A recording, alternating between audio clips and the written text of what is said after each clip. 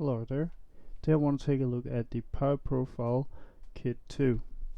I finally got my hands on one of these after I've been looking at it a few times, and it's a really interesting device. It's actually really good for the price. I was a bit skeptical when I first looked at it because most of the options of these kind of power measurement devices are really expensive, or you end up just with a basic multimeter, but there are not many devices that can go down and actually measure all the current at a higher sample rate like this one can do. And especially with the kind of software I got, it's a pretty good piece of software for the device. So I'm going to start giving a little overview of what we got here. Down here we simply got just the commands that it sends to the device when it starts sampling, stop sampling, everything. We have some measurements it does, the average current, max, the time you're looking at the window here. You see now we're looking at 1 second, now we're looking at 3 seconds, and the charge. Over here we got a selection, so if we hold shift and left click, we can select an area. You see we get time, charge, max, and average current.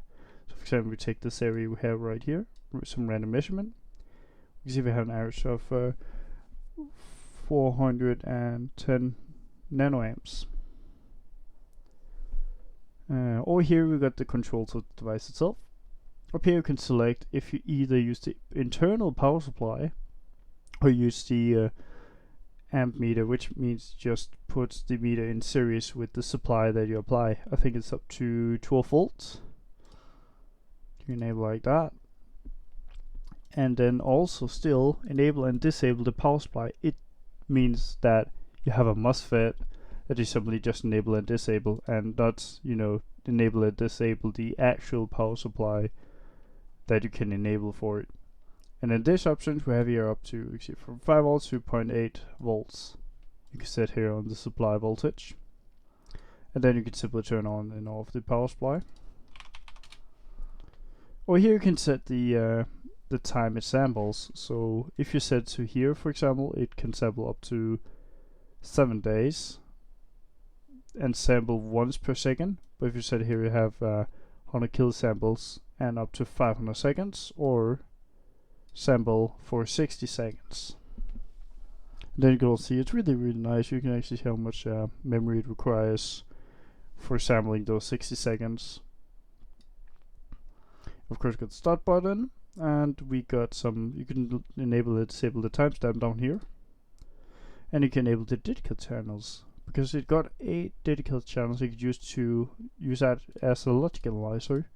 So when you enable it, if you just start a fast sample here, you can see we have the output here. They're pulled high, so right now they're measuring high. But if you connect something to it, it will put low, which means it will go. The line will go around down here, instead of up here. And then we've got some screenshot and save export data functions. So let's try to do first a little measurement. Let's do 3 seconds. I'm gonna start it, turn on the power supply, and turn it off. I've got a weird spike here. I've been looking into this, figuring out when it makes the spike, but if we do it again, we just start a sample and then disable it. You can see it's gone. So right now what we have connected is simply just a 110 ohm resistor connected to the output.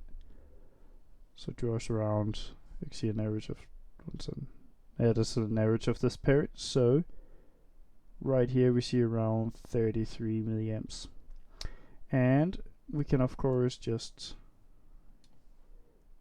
look at, we have to look at 3 seconds. So if we hold shift, we can just go to this. So see it's around maximum 33.6 and 31, which also includes it's going low. So if you need to get the right picture, of course, just do this. So around 33.3 milliamps for around 300 milliseconds. And you're gonna also drag it down here. So something like this, I find the most important thing is how fast can the internal circuit switch the different shunts it has. It has MOSFETs on each switching channel. So therefore it should be pretty quick. Note that right here we enable the power supply, so that is also included in the switching time. So the measurement, the first measurement when it rises up, is actually not important. What's also really nice to see how fast the power supply itself is to enable. So if we zoom in here and we hold shift, we can check the time. So it's around here. So around 433 microseconds. It's pretty good. And looks really good. You can see really nice. You cannot see any switching, so anything happening other than there is something going on down here. So that looks really well, and no overshoot anything. Nice rounded off up here. So if we go look at the interesting part, here comes one of the first major issues with this program. You cannot hold shift and then drag to the other side. You can do this, but I prefer just holding shift.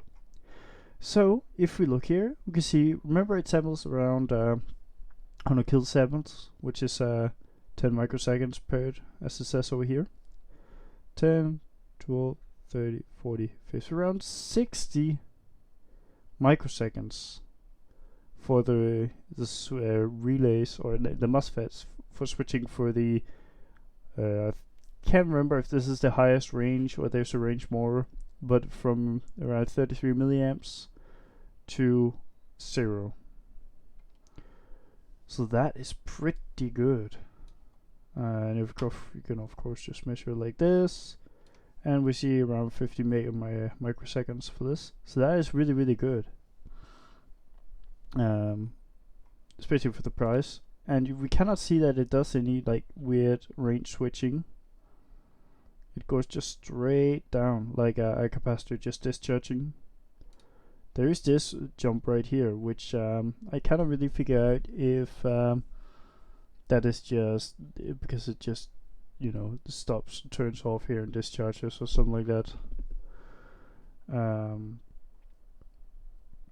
I wanted to get myself a fast MOSFET to turn on and off and actually see the rise and fall time from that. But I sadly didn't have like a proper MOSFET driver circuit laying around that I could mug up and do a little test with it. But it looks really good. If you zoom in an area where you can't see this rise and fall time, it would automatically change the axis, so you can see from 33 to 33.6 milliamps. But if we go back here, we'll go to the full scale, you can lock the axis up here, which of course is preferred for some people. So now you can see just don't change this, which is really nice. You can also look at this in real time. So like this, and then it simply just shows the data in real time. You can also see that it masks out the RAM usage. And you cannot really, can you do that? No, I can't. You cannot just set the period. Wait, yeah, you can. You can set the period up here still while measuring. So I wanted to show off another thing, which is an issue with this. So to do this, we're gonna turn on the power supply, start measuring, turn off, and then stop measuring. So now we have a measurement in the cache in the device itself. So if I turn on now, we get a spike of around 5.6 let's say 5.1 milliseconds. And if we measure it here, yeah, it's around 5.1. So the device does not clear the cache on the device itself after you start a new measurement, which is it's a bit annoying because it gives you a wrong image. I thought this right here was an inrush current that you measured from when the power supply itself turned on, but it is actually just a issue with the device itself not clearing the cache when it starts a new measurement. So with that out of the way, I wanted to look at something else, the noise floor. So we see pretty much 0.12 microamps noise floor on this on average, which is really good. And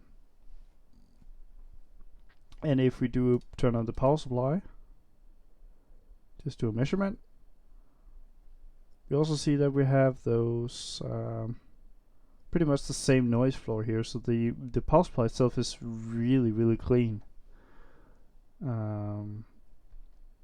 Of course, this doesn't measure the noise on the voltage, but you can do your calculations. Now we know the resistance, and we know the current. We can measure, or we could calculate the peak noise / the voltage. So it's really good device for the money. I haven't played around a lot with the logic analyzer yet, if you can even call it a logic analyzer. It's not fast, so you can't really measure that fast signals, but if it should be sampling around the same speed, I would suspect, as the thing itself. So that's 100 kilohertz or 100 kiloseconds a second. But yeah, it's a really great device. I'm sure you're gonna have a lot of fun playing around with this and see how it will react to different types of signals. At some point, I also want to try to measure sinus on this and see how it looks, if you see any distortion or anything. So thank you for checking out this little device with me, and I hope that you find this video useful.